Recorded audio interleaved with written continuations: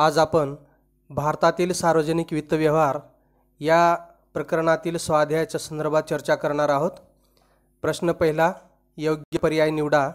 Number 1, ऐच्छिक कार्यामध्ये पुढीलपैकी कार्ये येतात।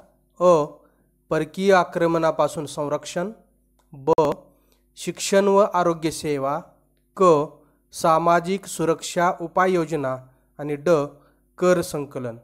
पर्याय नंबर 1 ब आणि क म्हणजे शिक्षण व आरोग्य आणि सामाजिक सुरक्षा उपाययोजना। पर्याय नंबर 2 अ ब क म्हणजे परकीय आक्रमणापासून संरक्षण, शिक्षण व आरोग्य सेवा, सामाजिक सुरक्षा उपाययोजना।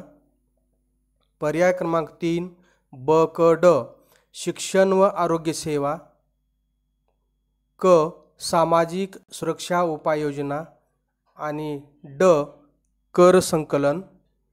आणि नंबर 4 वरील सर्व म्हणजे अ ब क ड।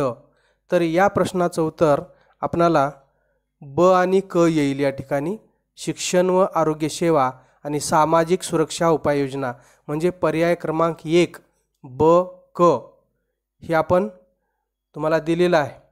त्याच्यामुळे या प्रश्नाचा पर्याय क्रमांक काय येईल? नंबर 1 ब आणि क शिक्षण व आरोग्य सेवा आणि सामाजिक सुरक्षा उपाययोजना। नंबर 2 सरकारच्या अनिवार्य कार्यामध्ये पुढीलपैकी या कार्याचा समावेश होतो।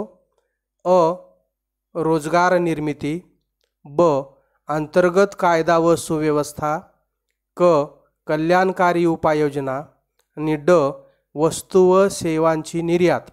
पर्याय तुम्हाला दिलेले आहेत या ठिकाणी।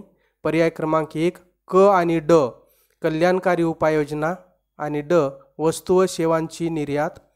नंबर 2 पर्याय दिलेला आहे अ आणि ब रोजगार निर्मिती आणि अंतर्गत कायदा व सुव्यवस्था।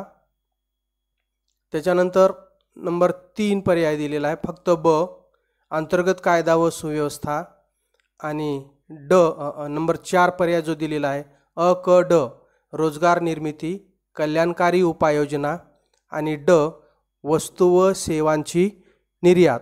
तर याचं उत्तर येईल फक्त ब म्हणजे पर्याय क्रमांक 3 अंतर्गत कायदा व सुव्यवस्था ही सरकारची अनिवार्य कार्य आहेत, कंपल्सरी कार्य आहेत। त्याच्यानंतर नंबर 3 खालीलपैकी या अर्थशास्त्रज्ञांच्या मते सार्वजनिक वित्त व्यवहार हा अर्थशास्त्र व राज्यशास्त्र यांच्या सीमारेषेवर आहे। अ, ॲडम स्मिथ, ब, आल्फ्रेड मार्शल, क, ह्यू डॅल्टन आणि ड, प्राध्यापक फिंडले शिराज। पर्याय नंबर 1 अ, ॲडम स्मिथ, पर्याय नंबर 2 ब, आल्फ्रेड मार्शल, पर्याय क्रमांक 3 ह्यू डॅल्टन आणि नंबर पर्याय 4 ड म्हणजे प्राध्यापक फिंडले शिराज। तर याचं उत्तर आहे आपणाला नंबर क, पर्याय क्रमांक 3 क म्हणजे ह्यू डॅल्टन। ह्यू डॅल्टनचं म्हणणं आहे की सार्वजनिक वित्त व्यवहार हा अर्थशास्त्र व राज्यशास्त्र यांच्या सीमारेषेवर आहे, म्हणून आपला पर्याय क्रमांक 3 क हे उत्तर येईल। नंबर 4 करेतर उत्पन्न मार्गाची म्हणजे स्रोतांची उदाहरणे पुढीलपैकी आहेत। अ, प्रत्यक्ष कर व अप्रत्यक्ष कर, ब, प्रत्यक्ष शुल्क, क, शुल्क आणि दंड, ड, विशेष कर। पर्याय नंबर 1 ब क म्हणजे प्रत्यक्ष शुल्क आणि शुल्क आणि दंड। पर्याय क्रमांक 2 अ आणि क म्हणजेच प्रत्यक्ष कर व अप्रत्यक्ष कर आणि शुल्क आणि दंड। पर्याय क्रमांक 3 अ ब क ड म्हणजे प्रत्यक्ष कर व अप्रत्यक्ष कर, प्रत्यक्ष शुल्क, शुल्क आणि दंड, विशेष कर। आणि पर्याय क्रमांक 4 क आणि ड शुल्क आणि दंड आणि विशेष कर। म्हणून प्रश्न चौथा जो आहे त्याचा पर्याय क्रमांक आहे आपणाला क आणि ड म्हणजेच शुल्क आणि दंड आणि विशेष कर म्हणजे पर्याय क्रमांक 4 या प्रश्नाचं उत्तर येईल। त्याच्यानंतर नंबर 5 कोणत्याही शासनाच्या सार्वजनिक खर्चाची प्रवृत्ती ही खालील प्रमाणे आहे। अ, स्थिर, ब, वाढता, क घटता आणि ड बदलता म्हणजे चढ उतार असलेला. पर्याय क्रमांक 1 अ स्थिर, पर्याय क्रमांक 2 ब वाढता, पर्याय क्रमांक 3 क घटता आणि पर्याय क्रमांक 4 बदलता किंवा चढ उतार. तर याच्या संदर्भामध्ये आपणाला जो योग्य पर्याय आहे त्याचं उत्तर आहे ब, म्हणजेच वाढता. आपण जर आतापर्यंत बघितलेलं आहे आपण एका कोष्टकामध्ये की सार्वजनिक खर्चाची प्रवृत्ती सतत वाढती आहे. त्याच्यानंतर प्रश्न 6वा आहे, म्हणून आपलं या प्रश्नाचं उत्तर काय येईल? ब. प्रश्न पर्याय क्रमांक 2 ब वाढता. प्रश्न क्रमांक 6 योग्य जोडीचा पर्याय निवडा. अ आणि ब गट दिलेले आहेत. अ गटामध्ये प्रत्यक्ष कर, अप्रत्यक्ष कर, शुल्क व दंड, शिल्की अंदाजपत्रक आणि ब गटामध्ये दिलेला आहे अ करेतर उत्पन्न, ब चलनवाढ, क वस्तू व सेवा कर GST goods and service tax, ड व्यक्तिगत उत्पन्न कर. तर याचे आपल्याला योग्य पर्याय निवडायचे आहेत. प्रत्यक्ष कर जो आहे तो आहे व्यक्तिगत उत्पन्न आणि कर व्यक्तिगत उत्पन्न कर, म्हणून नंबर 1चं काय उत्तर येईल? ड येईल. या ठिकाणी नंबर 1चं उत्तर ड. आता या ठिकाणी आहे आणि या ठिकाणी आहे, पण यापैकी कोणती सिरीज बरोबर आहे ते आपल्याला बघावे लागेल. नंबर 2 आहे अप्रत्यक्ष कर. अप्रत्यक्ष कर वस्तू व सेवा कर म्हणजे GST क, म्हणजेच नंबर 2चं उत्तर आहे क. आता या ठिकाणी अ मध्ये दिलेलं आहे क आणि क मध्येही इथं नंबर 2चं उत्तर क दिलेलं आहे. आता नंबर 3 बघावं लागेल. शुल्क व दंड हे आहे करेतर उत्पन्न अ, म्हणजे या ठिकाणी अ दिलेला आहे आपणाला, ब मध्येही आहे आणि क मध्येही आहे. त्याच्यानंतर नंबर 4 शिल्की अंदाजपत्रक चलनवाढ म्हणजेच ब, म्हणजे या ठिकाणी आपणाला क हा जो पर्याय आहे तो बरोबर येईल. कारण का तर 1चं ड उत्तर बरोबर आहे. या ठिकाणी प्रत्यक्ष कर व्यक्तिगत उत्पन्न कर. नंबर 2 अप्रत्यक्ष कर वस्तू व सेवा कर क. नंबर 3 जे आहे ते शुल्क व दंड करेतर उत्पन्न आणि नंबर 4 शिल्की अंदाजपत्रक चलनवाढ, म्हणजेच क हा जो पर्याय आहे तो संपूर्ण जोड्या व्यवस्थित लावलेल्या आहेत, म्हणून आपणाला हा पर्याय येईल. त्याच्यानंतर फरक स्पष्ट करा तुम्हाला दिलेला आहे. सार्वजनिक वित्त व्यवहार आणि खाजगी वित्त व्यवहार. नंबर 2 अंतर्गत कर्ज आणि बाह्य कर्ज. नंबर 3 विकास खर्च आणि विकासेतर खर्च. नंबर 4 विशेष अधिभार आणि विशेष कर. नंबर 5 प्रत्यक्ष कर आणि अप्रत्यक्ष कर. या प्रत्येकाचा आपल्याला 2-2 मुद्द्यामध्ये फरक पाहायचा आहे. या ठिकाणी प्रश्न पहिला तुम्हाला सोडून दिलेला आहे. योग्य पर्याय निवडा. नंबर 1 ऐच्छिक कार्यामध्ये पुढीलपैकी कार्य आहेत. उत्तर आहे त्याचं नंबर 1 पर्याय ब आणि क. नंबर 2 सरकारच्या अनिवार्य कार्यामध्ये पुढीलपैकी या कार्याचा समावेश होतो. उत्तर पर्याय क्रमांक 3 आहे फक्त ब. नंबर 3 खालीलपैकी या अर्थशास्त्रज्ञांच्या मते सार्वजनिक वित्त व्यवहार हा अर्थशास्त्र व राज्यशास्त्र यांच्या सीमारेषेवर आहे. उत्तर आहे पर्याय क्रमांक 3 क. नंबर 4 करेतर उत्पन्न मार्गाची म्हणजे स्रोताची उदाहरणे पुढील प्रमाणे ही आहेत. उत्तर आहे पर्याय क्रमांक 4 क आणि ड. नंबर 5 कोणत्याही शासनाच्या सार्वजनिक खर्चाची प्रवृत्ती खालीलप्रमाणे आहे. उत्तर आहे पर्याय क्रमांक 2 ब. आणि नंबर 6 योग्य जोडीचा पर्याय निवडा. उत्तर क आहे. क मध्ये नंबर 1 ड, नंबर 2 ला क, नंबर 3 ला अ आणि नंबर 4 ला ब, म्हणून पर्याय क्रमांक 3 आपली योग्य जोडी आहे. त्याच्यानंतर फरक स्पष्ट करा आपण सांगितलेला आहे तुम्हाला. त्याच्यामध्ये प्रश्न क्रमांक 2 जो आहे त्याच्यामधला पहिला प्रश्न आहे सार्वजनिक वित्त व्यवहार आणि खाजगी वित्त व्यवहार. हे फरकाचे मुद्दे दिलेले आहेत. अनुक्रमांक आहे सार्वजनिक वित्त व्यवहार आणि खाजगी वित्त व्यवहार. खाजगी वित्त व्यवहार म्हणजे एखाद्या कुटुंबाचा, एखाद्या व्यक्तीचा असू शकतो, तर सार्वजनिकमध्ये स्थानिक सत्तेचा असू शकतो. म्हणजेच या ठिकाणी स्थानिक स्वराज्य संस्था जे असतात, जिल्हा परिषद, नगरपालिका, महानगरपालिका वगैरे, आणि सार्वजनिक वित्त व्यवहारामध्ये राज्य सरकार असेल किंवा केंद्र सरकार असेल, हे आहे. म्हणजे या ठिकाणी पहिला फरकाचा मुद्दा आहे उद्दिष्टे. सार्वजनिक वित्त व्यवहाराचं उद्दिष्ट आहे समाजाला महत्तम लाभ मिळवून देणे, तर खाजगी वित्त व्यवहारामध्ये स्वहिताची पूर्तता करणे. कारण स्वतःच्या हिताच्याच पूर्ततेसाठी हा प्रयत्न करेल आणि सार्वजनिक वित्त जे आहे सर्वसामान्य जनतेच्या कल्याणाचा उद्दिष्ट समोर ठेवेल. त्याच्यानंतर नंबर 2 आहे खर्चाचे निर्धारण. शासन सर्वप्रथम आपल्या खर्चाची पातळी आणि खर्चाचे भिन्न मार्ग निश्चित करते. म्हणजे सार्वजनिक वित्त व्यवहारामध्ये शासन व्यवस्था अगोदर खर्चाची आकडेवारी काढते की आपल्याला वेगवेगळ्या गोष्टीवर किती खर्च करावा लागणार आहे.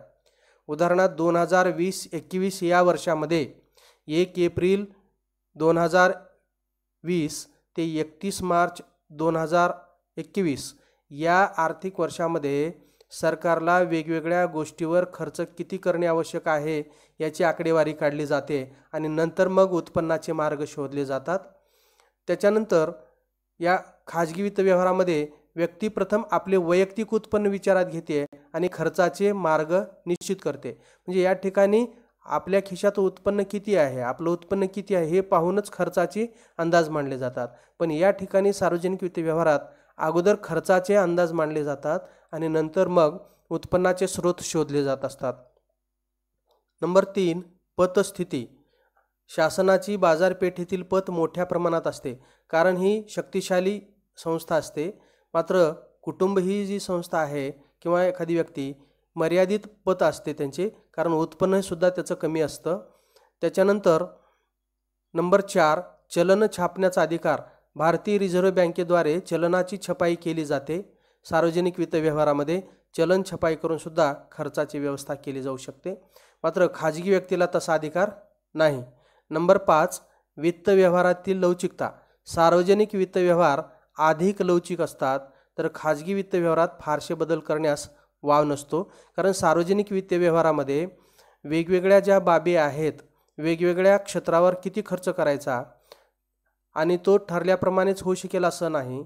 आणि मग उत्पन्नाच्या मर्यादा पाहून आणि मध्येच वेगवेगळ्या गोष्टी जर आणखी कामाच्या निघाल्या तर एखाद्या गोष्टीवर किंवा एखाद्या क्षेत्रावर ठरवून दिलेली रक्कम तेवढीच खर्च होईल असं नाही, त्यात बदल केले जाऊ शकतात. मात्र खाजगी वित्त व्यवहारामध्ये मात्र आपली मर्यादित उत्पन्न आणि गरजासुद्धा मर्यादित असतात आणि त्या किमान आपल्या ज्या काही निवडी असतात किंवा आवश्यकता असते ते लक्षात घेऊनच आपण प्रत्येक गोष्टीवर किती खर्च करायचा ते अगोदरच ठरवलेलं असतं. मात्र या ठिकाणी सगळे अंदाज असतात. भविष्यात होणारा खर्च आहे 2020-21 या वर्षामध्ये, नंतर येणाऱ्या वर्षातला, आणि त्याच्यामुळे उत्पन्नाचे स्रोत किती आहेत हे लक्षात घेऊन याच्यात खर्चातले बदल कमी अधिक होतात. म्हणजेच याच्यामध्ये सार्वजनिक वित्त व्यवहारात लवचिकता असते, चेंजेबल आहे ते. म्हणजे ठरवून दिलेले आकडे जे आहेत एवढा खर्च एवढ्या ह्या गोष्टीवर झाला पाहिजे असं जरी लिहिलेलं असलं तर तेवढा खर्च करावाच असं काही बंधन नाही, कारण उत्पन्नाचे स्रोत किती आहेत त्याच्यावर अवलंबून आहे. मात्र खाजगी वित्त व्यवहारामध्ये फारशी लवचिकता नसते. त्याच्यानंतर अर्थव्यवस्थेवरील परिणाम. सार्वजनिक वित्त व्यवहाराचा देशाच्या अर्थव्यवस्थेवर प्रचंड प्रभाव पडतो, कारण संपूर्ण अर्थव्यवस्थेमध्ये देशातील जे काही वेगवेगळे क्षेत्र आहेत त्या देशातील वेगवेगळे कृषी क्षेत्र, औद्योगिक क्षेत्र, सेवा क्षेत्र या सर्व क्षेत्रांचा विकास हा त्या वर्षाच्या बजेटवर अवलंबून असतो. कोणत्या वस्तू मागणार, कोणत्या वस्तू स्वस्त होणार, कोणत्या वस्तूचा उपभोग वाढणार, कोणत्या वस्तूचा कमी होणार, कारण वेगवेगळ्या वस्तूवर लावले जाणारे कर, या सगळ्या गोष्टीचा विचार या ठिकाणी केला जातो. म्हणून या सार्वजनिक वित्त व्यवहाराचा देशाच्या अर्थव्यवस्थेवर प्रभाव पडतो, तर खाजगी वित्त व्यवहाराचा राष्ट्रीय अर्थव्यवस्थेवर नगण्य परिणाम होतो. कारण खाजगी वित्त व्यवहार हा मर्यादित असतो, त्याच्यामुळे एखाद्या व्यक्तीच्या खर्चातला आणि उत्पन्नातला जो बदल आहे, खर्चातला जो बदल आहे तो संपूर्ण देशातील एकूण खर्चावर परिणाम करू शकत नसतो किंवा एकूण मागणीवर किंवा एकूण पुरवठ्यावर परिणाम करू शकत नसतो. म्हणून खाजगी वित्त व्यवहारात राष्ट्रीय अर्थव्यवस्थेवर नगण्य परिणाम होत असतो. त्याच्यानंतर नंबर 2 अंतर्गत कर्ज आणि बाह्य कर्ज. याला आपण इंटरनल डेप्ट आणि एक्सटर्नल डेप्ट म्हणतो. नंबर 1, देशाच्या अंतर्गत अर्थव्यवस्थेत उभारले जाते अंतर्गत कर्ज. तर बाह्य कर्ज हे देशाबाहेरील अर्थव्यवस्थेतून उभारले जाते. विदेशातील संस्था असतील किंवा विदेशी सरकारे असतील त्यांच्याकडून हे कर्ज उभारले जात असते. हे ऐच्छिक किंवा सक्तीच्या स्वरूपात असते. म्हणजे अंतर्गत कर्ज आपणाला आपल्या गरजा भागवण्यासाठी किंवा वेगवेगळ्या गोष्टीवर खर्च करण्यासाठी विशिष्ट उत्पन्नाची गरज असते आणि त्याच्यासाठी आपणाला देशातील व्यक्ती, संस्था, बँका यांच्याकडून कर्ज घेणे आवश्यकच असते किंवा जर व्यवस्था अगोदर झालेली असेल तर ते घेण्याची गरजसुद्धा नसते. त्याच्यानंतर ऐच्छिक स्वरूपाचे असते. बाह्य कर्ज हे ऐच्छिक स्वरूपाचे असते. म्हणजे बाह्य कर्ज आपणाला परकीय राष्ट्राकडून वेगवेगळ्या जर तंत्रज्ञान जर आणायचे असेल किंवा आधुनिक तंत्रज्ञान आणून आपल्या देशातला आर्थिक विकास करायचा असेल तर आपणाला आणि आपल्या देशातील वेगवेगळ्या दीर्घकालीन सुविधा करण्यासाठी आपणाला या बाह्य कर्जाची गरज असते. परंतु ते कर्ज वेगवेगळ्या अटी घालून जर दिले जात असेल तर देशावर वेगवेगळ्या प्रकारचे दबाव येत असतात. म्हणून हे कर्ज आपण घेतलंच पाहिजे असं काही बंधन नसते. आपल्या स्वखुशीवर अवलंबून आहे ते. नंबर 3, हे देशी चलनात असते आणि हे परकीय चलनात असते. नंबर 4, व्यवस्थापनासाठी कमी गुंतागुंतीचे आहे. म्हणजे याचं मॅनेजमेंट करण्यासाठी, घेतलेल्या कर्जाचं मॅनेजमेंट करण्यासाठी, त्यांचे व्याज देण्यासाठी एकंदरीत ही जी व्यवस्था आहे फारशी गुंतागुंतीची नसते. परंतु व्यवस्थापनासाठी विदेशी कर्जाचा हिशोब ठेवणे, त्याचे व्याज काढणे, त्याचे पाठवणे आणि एकंदरीत त्यांच्या अटी वगैरे या सगळ्या गोष्टी मान्य करणे याच्यासाठी आपल्याला हे गुंतागुंतीचे असते. नंबर 3, विकास खर्च आणि विकासेतर खर्च. विकासात्मक खर्च हा उत्पादक स्वरूपाचा असतो. याला आपण डेव्हलपमेंटल एक्सपेंडिचर म्हणतो. तर याला नॉन डेव्हलपमेंटल किंवा विकासेतर खर्च असं म्हणतो. विकासेतर खर्चामुळे कोणतीही प्रत्यक्ष उत्पादक परिणाम होत नाही. नंबर 2, विकास खर्चामध्ये ज्या खर्चामुळे रोजगार निर्मिती, उत्पादन वाढ, किंमत स्थैर्य इत्यादी बदल घडून वाढ होते त्याला विकासात्मक खर्च म्हणतात. या ठिकाणी शासनाकडून पुरविल्या जाणाऱ्या अत्यावश्यक सेवावरील खर्च म्हणजेच विकासेतर खर्च होय. नंबर 3, उदाहरणार्थ आरोग्य, शिक्षण, औद्योगिक विकास, सामाजिक कल्याण, संशोधन आणि विकास यावरील खर्च. तर विकासेतर खर्चामध्ये प्रशासकीय खर्च, युद्ध खर्च, न्यायव्यवस्था, पोलीस इत्यादीवरील खर्च असतो. त्याच्यानंतर नंबर 4, विशेष अधिभार आणि विशेष कर. विशेष अधिभार म्हणजे शासनाने विशिष्ट भागातील रहिवाशांना दिलेल्या विशेष सुविधांबद्दल नागरिकांनी दिलेला मोबदला म्हणजे विशेष अधिभार होय. तर विशेष कर म्हणजे ज्या वस्तूंचा उपभोग नागरिकांच्या आरोग्य आणि हितासाठी बाधक ठरतो अशा वस्तूवर हा कर लागू केला जातो. उदाहरणार्थ तंबाखू असेल, विडी असेल किंवा दारू असेल, मादक पदार्थ असतील, अफवा असेल. या ठिकाणी उदाहरण दिलेलं आहे विशेष अधिभाराचं. उदाहरणार्थ ज्या विशिष्ट भागातील रहिवाशांना स्थानिक स्वराज्य संस्था रस्ते, ऊर्जा, पाणी पुरवठा इत्यादी विशेष सुविधा पुरविल्याबद्दल कर लागू करू शकतात. या ठिकाणी विशेष करामध्ये मद्य, अफू आणि इतर अंमली पदार्थावरील कर इत्यादी आहेत. त्याच्यानंतर नंबर 5 आहे प्रत्यक्ष कर आणि अप्रत्यक्ष कर. डायरेक्ट टॅक्सेस आणि इनडायरेक्ट टॅक्सेस. हा कर करदात्याच्या उत्पन्नाने संपत्तीवर दिला जातो. तर अप्रत्यक्ष कर हा कर वस्तू व सेवावर लागू केला जातो. एखाद्या वस्तू किंवा सेवेच्या उत्पादन किंवा खरेदी विक्रीच्या वेळी हा कर दिला जातो. नंबर 2, ज्या व्यक्तीवर हा कर लागू होतो त्याच व्यक्तीवर कराचा भार पडतो. करदात्याला कराचा भार इतरावर हस्तांतरित करता येत नाही. तर अप्रत्यक्ष कराचा भार करदात्याकडून इतर व्यक्ती किंवा व्यक्तींना हस्तांतरित केला जाऊ शकतो. म्हणजे या ठिकाणी शिफ्टिंग ऑफ टॅक्स आहे. आणि या ठिकाणी burden of tax and incidence of tax ही एकाच व्यक्तीवर पडतो. कराचा घात आणि कराचा भार हा त्याच व्यक्तीवर पडतो म्हणून त्याच्याच खिशातून तो भरावा लागत असतो. त्याची जबाबदारी आहे शासनाला कर भरण्याची. मात्र अप्रत्यक्ष कर जो कर भरतो तो इतरांकडून वसूल करून घेतो. म्हणजे ज्याची जबाबदारी आहे कर भरण्याची तो दुसऱ्याकडून वसूल करून तो कर भरत असतो. म्हणजे आघात इन्सिडन्स याच्यावर होतो, पण तो दुसऱ्याकडून वसूल करतो, म्हणजे शिफ्टिंग करतो. कराचं शिफ्टिंग ऑफ टॅक्स होतं. म्हणून बर्डन शेवटी ग्राहकावर पडत असतं, इन्सिडन्स कर भरणाऱ्यावर पडत असतं. म्हणून इन्सिडन्स ऑफ टॅक्स आणि बर्डन ऑफ टॅक्स हा वेगवेगळ्या व्यक्तीवर पडत असतो.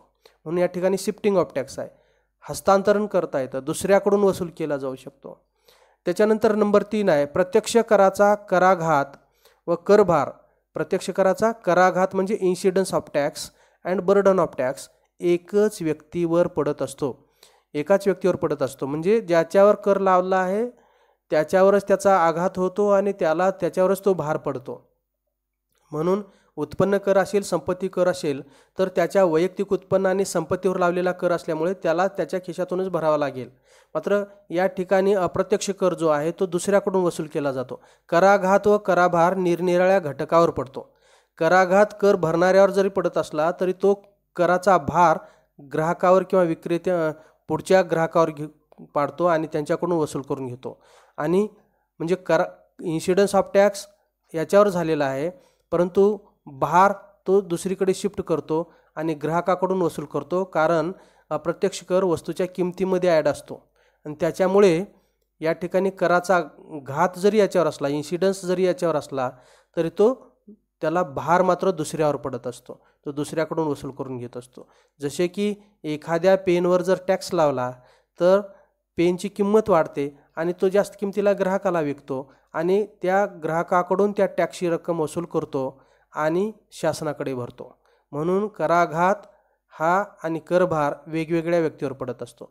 Incidence of tax and burden of tax. म्हणून या ठिकाणी शिफ्टिंग ऑफ टॅक्स आहे. मात्र या ठिकाणी incidence of tax and burden of tax एकाच व्यक्तीवर पडतो, त्याच्यामुळे त्याला ट्रान्सफर किंवा शिफ्टिंग ऑफ टॅक्स होत नाही.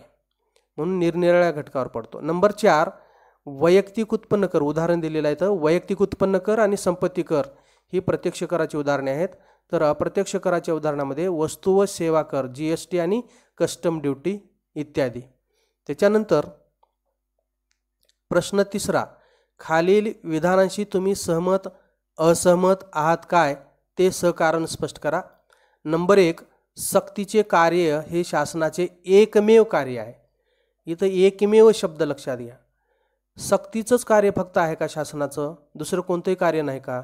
आपण बघितलेलं आहे की म्हणून या ठिकाणी उत्तर लिहायचं आहे या विधानाशी मी असहमत आहे. एवढं एक वाक्य लिहिलं की 1 गुण मिळतो तुम्हाला. आणि कारण सक्तीचे कार्य हे शासनाचे एकमेव कार्य नाही. सक्तीच्या कार्याशिवाय इतर ऐच्छिक कार्येही शासनाला पार पाडावी लागतात. सक्तीच्या कार्यामध्ये जसे परकीय आक्रमणापासून संरक्षण, अंतर्गत कायदा व सुव्यवस्था राखणे इत्यादी कार्य आहेत, तसेच ऐच्छिक कार्य जसे की शिक्षण व आरोग्य सेवांची तरतूद, निवृत्तीवेतन आणि इतर कल्याणकारी सामाजिक सुरक्षा उपाययोजनांची तरतूद हेही शासनाला कार्य करावी लागत असतात. म्हणून फक्त सक्तीचे कार्य हे शासनाचे एकमेव कार्य नाही, तर सक्तीच्या कार्याबरोबर ऐच्छिक स्वरूपाचे किंवा ऑप्शनल स्वरूपाचे कार्य देखील अशा स्वरूपाचे कार्य त्यांना करावी लागत असतात. म्हणून याचं उत्तर आहे या विधानाशी मी असहमत आहे. या विधानाशी मी असहमत आहे एवढं लिहिलं की 1 गुण मिळणार आहे तुम्हाला आणि कारणाला 3 मार्क्स आहेत. त्याच्यानंतर नंबर 2 सरकारला शुल्क व दंड यापासून मोठ्या प्रमाणावर महसूल मिळतो. उत्तर आहे या विधानाशी मी असहमत आहे. सरकारला करापासून मोठ्या प्रमाणात महसूल मिळतो.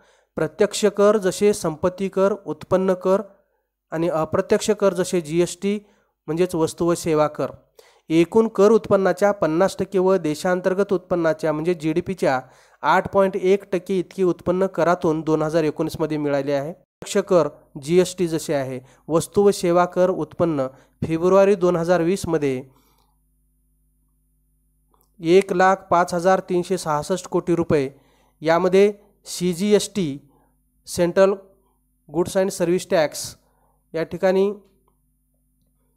20,569 कोटी रुपये, तर स्टेट GST 27,348 कोटी रुपये आणि IGST म्हणजे याला आपण इंटिग्रेटेड असं म्हणत असतो, integrated goods and service tax म्हणजे राज्यामध्ये झालेल्या व्यापारातून हे निर्माण होत असतं. 1,503 कोटी रुपये असा होता. म्हणून या ठिकाणी शुल्क व दंड जे आहेत हे करेतर उत्पन्न आहेत.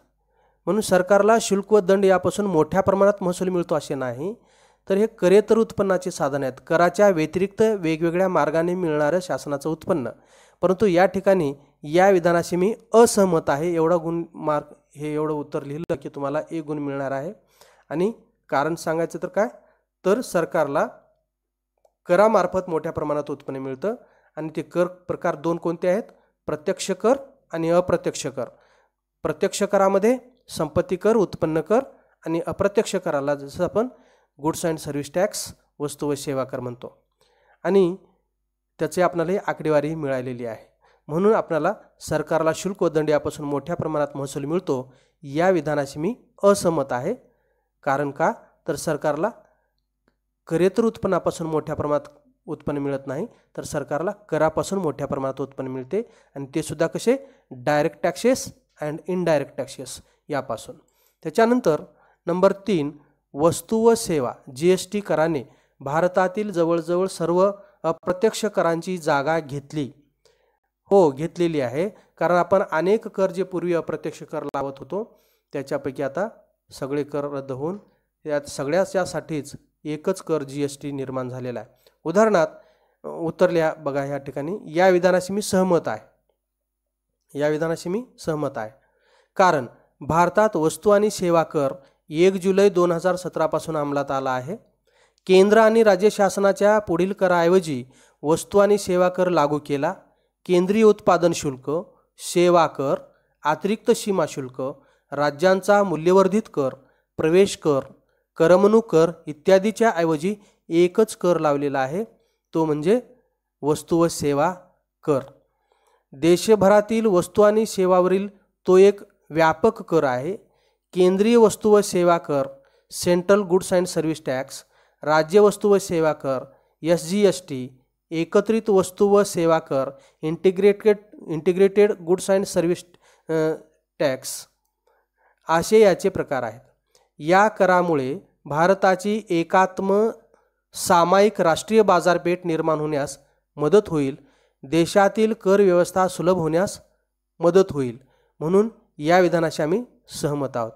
त्याच्यानंतर नंबर 4, आधुनिक सरकार सार्वजनिक खर्चातील वाढीसाठी पुढाकार घेत नाही. आधुनिक सरकार सार्वजनिक खर्चातील वाढीसाठी पुढाकार घेत नाही या विधानाशी मी असहमत आहे.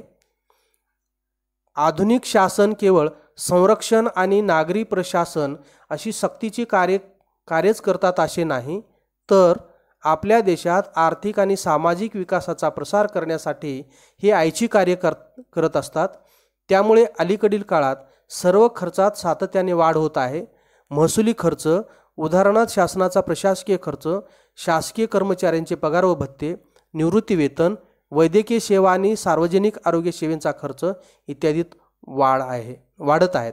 भांडवली खर्च वाढत आहे. त्याबरोबर विविध विकास प्रकल्पातील मोठ्या गुंतवणुका, शासकीय कर्जाची परतफेड तसेच विकासात्मक खर्च आणि विकासेतर खर्चात सतत वाढ होत आहे. 1991-92 मध्ये 72,317 कोटी रुपये सार्वजनिक खर्च होता. तो 2018-19 मध्ये 17,29,682 कोटी रुपये इतका झाला आहे. एकूण सार्वजनिक खर्चात फार मोठ्या प्रमाणात वाढ झालेली आहे. सार्वजनिक खर्चाची प्रवृत्ती सतत वाढती आहे. म्हणून या विधानाशी आम्ही असहमत आहोत. कारण पुढाकार घेत नाही म्हटलंय या ठिकाणी, इथं तर पुढाकार घेतलेला आहे. म्हणून आधुनिक सरकार सार्वजनिक खर्चातील वाढीसाठी पुढाकार घेत नाही या विधानाशी मी असहमत आहे. आणि उत्तर लिहावं लागेल की कसा सरकार सार्वजनिक खर्चात वाढ करत आहे, वेगवेगळे खर्च करत आहे. त्याच्यानंतर नंबर 5, खाजगी वित्त व्यवहारापेक्षा सार्वजनिक वित्त व्यवहार अधिक लवचिक असतात या विधानाशी मी सहमत आहे. खाजगी वित्त व्यवहारामध्ये वेगवेगळ्या बाबीवर जो खर्च करण्याचे ठरवलेले असते ते निश्चित असते. मर्यादित उत्पन्नामध्ये आपल्या सर्व गरजा भागवून व्यवस्थित जीवन जगण्याचा प्रयत्न केला जातो. त्यामुळे आपल्या खर्चाच्या ज्या निश्चित रकमा वेगवेगळ्या वस्तूवर खर्च करण्याचे ठरले आहे त्यात फारसे बदल करत नाही. मात्र सार्वजनिक वित्त व्यवहारात मोठ्या प्रमाणात असतो. त्यामुळे वेगवेगळ्या खर्चाच्या बाबतीत बदल होऊ शकतो. तो अंदाजित उत्पन्नावर ठरतो. खाजगी वित्त व्यवहारात व्यक्ती आपले वैयक्तिक उत्पन्न विचारात घेते आणि खर्चाचे मार्ग निश्चित करते. मात्र शासन सर्वप्रथम आपल्या खर्चाची पातळी आणि खर्चाचे भिन्न भिन्न मार्ग निश्चित करते. त्यामुळे खाजगी वित्त व्यवहारातून सार्वजनिक वित्त व्यवहार अधिक लवचिक असतात. म्हणून सार्वजनिक वित्त व्यवहारापेक्षा सार्वजनिक वित्त व्यवहार हे अधिक लवचिक असतात. त्याच्यानंतर प्रश्न चौथा, खालील उतारा वाचून त्यावरील प्रश्नांची उत्तरे द्या. आता उतारा जो आहे या ठिकाणी तुम्हाला एक उतारा दिलेला आहे. खालील उतारा वाचून त्यावरील प्रश्नांची उत्तरे द्या. लोकांचे वृद्धत्व, अनारोग्य, अपंगत्व आणि दारिद्र्य यावरील उपाय म्हणून शासनाने नियमित रक्कम द्यावी ही सामाजिक सुरक्षेची पारंपरिक कल्पना आहे. ही कल्पना मुळातूनच बदलली गेली पाहिजे. लाभार्थ्यांना धनादेश लिहून देण्याच्या पद्धतीपासून त्यांची काळजी घेण्यासाठी संस्थात्मक व्यवस्था करण्याकडे सामाजिक सुरक्षेत संकल्पनात्मक बदल व्हायला हवा. यामध्ये त्यांना बऱ्यापैकी स्वावलंबनाच्या दृष्टीने सक्षम करण्याचाही समावेश असला पाहिजे. सामाजिक सुरक्षेच्या धनादेश लिहा या प्रारूपाला श्रीमंत जगाच्या लोकसंख्या संक्रमणाच्या पर्याप्त अवस्थेचा वारसा लाभला आहे. लोकसंख्या संक्रमणाच्या अवस्थेत अर्थव्यवस्थेतील काम करणाऱ्या लोकांची काळजी घेण्यासाठी वसूल केले जाणारे कर पुरेशा प्रमाणात मिळू शकतील इतक्या प्रमाणात काम करणाऱ्या लोकांची संख्या असते. भारतासारख्या कमी श्रीमंत देशासाठी हे प्रारूप अनुकूल नाही. भारतातील लोकसंख्येचे वाढते आयुर्मान, वाढते शहरीकरण आणि त्यामुळे होणारे स्थलांतर यामुळे हे प्रारूप योग्य ठरत नाही. शहरीकरणांतर्गत सामाजिक सुरक्षा स्थितिशील समाजापेक्षा वेगळी असते. याच्यावरून तुम्हाला वेगवेगळे प्रश्न विचारलेले आहेत. प्रश्न पहिला आहे, सामाजिक सुरक्षेची पारंपरिक कल्पना सांगा. तर या ठिकाणी आपल्याला पारंपरिक कल्पना दिलेली आहे. लोकांचे वृद्धत्व, अनारोग्य, अपंगत्व आणि दारिद्र्य यावरील उपाय म्हणून शासनाने नियमित रक्कम द्यावी ही सामाजिक सुरक्षेची पारंपरिक कल्पना आहे. त्याच्यानंतर दुसरा प्रश्न आहे, या उतार्यात सामाजिक सुरक्षेत कोणता संकल्पनात्मक बदल सुचविण्यात आला आहे? तर या ठिकाणी संस्थात्मक या उतार्यात सामाजिक सुरक्षेत कोणता संकल्पनात्मक बदल सुचविण्यात आला आहे? तर त्याचं उत्तर या ठिकाणी दिलेलं आहे आपल्याला की संस्थात्मक व्यवस्था करण्याकडे सामाजिक सुरक्षेत संकल्पनात्मक बदल व्हायला हवा. यामध्ये त्यांना बऱ्यापैकी स्वावलंबनाच्या दृष्टीने सक्षम करण्याचाही समावेश असला पाहिजे. अशा स्वरूपाचे बदल करणे आवश्यक आहे.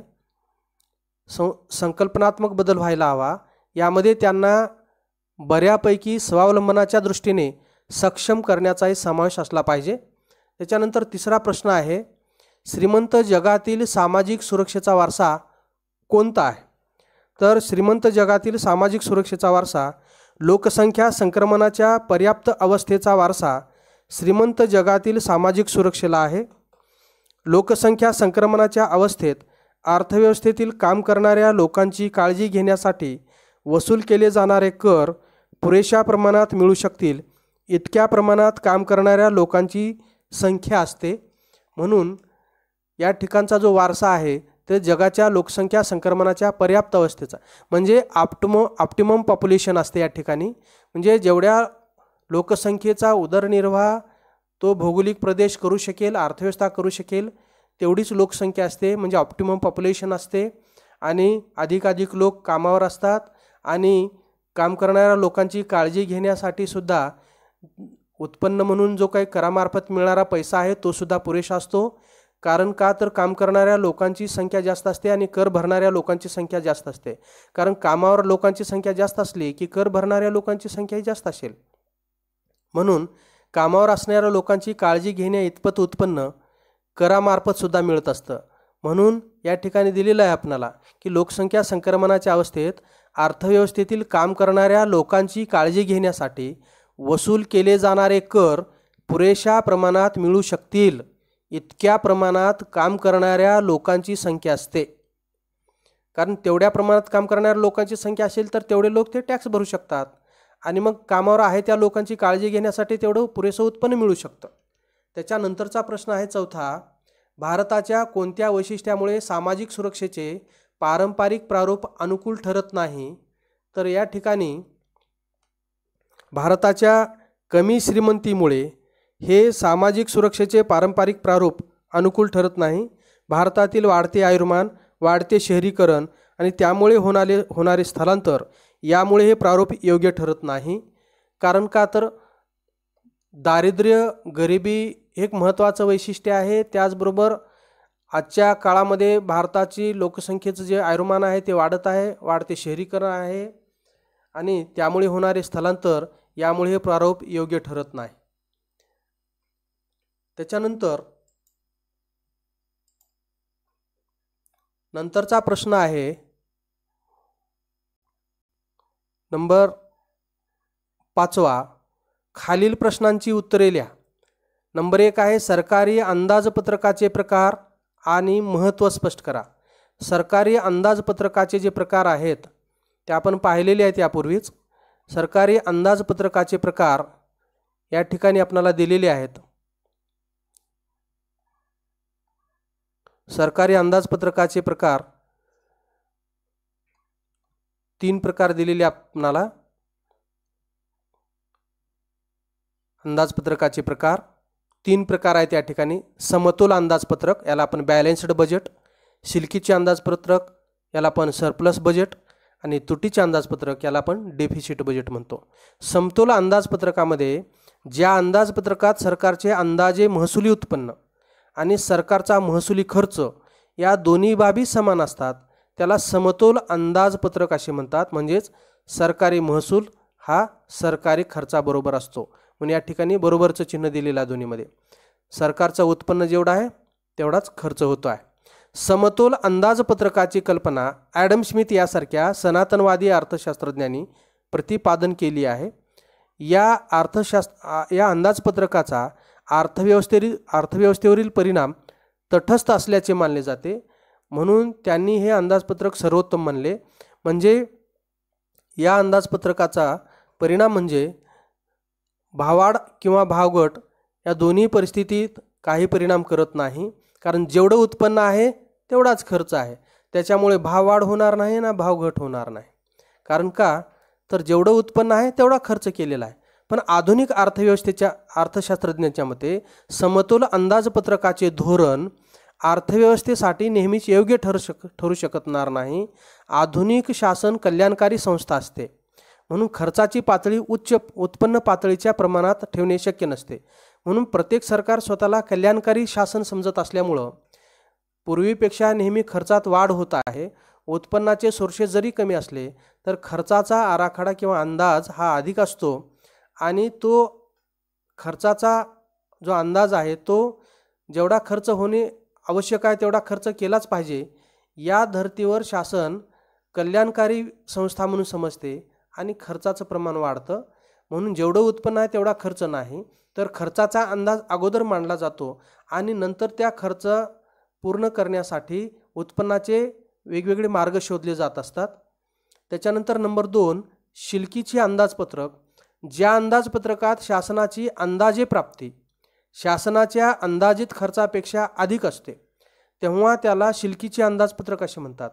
या ठिकाणी अपेक्षित सरकारी प्राप्ती इज ग्रेटर दॅन अंदाजित सरकारी खर्च. म्हणजे अपेक्षित सरकारी प्राप्ती जी आहे ती अधिक आहे आणि हा छोटा जो भाग आहे त्याच्यासमोर लिहिलेलं जे अंदाजित सरकारी खर्च हा कमी आहे. म्हणून अपेक्षित सरकारी प्राप्ती ही जास्त आहे कशापेक्षा अंदाजित सरकारी खर्चापेक्षा आणि म्हणून शिल्लक राहते.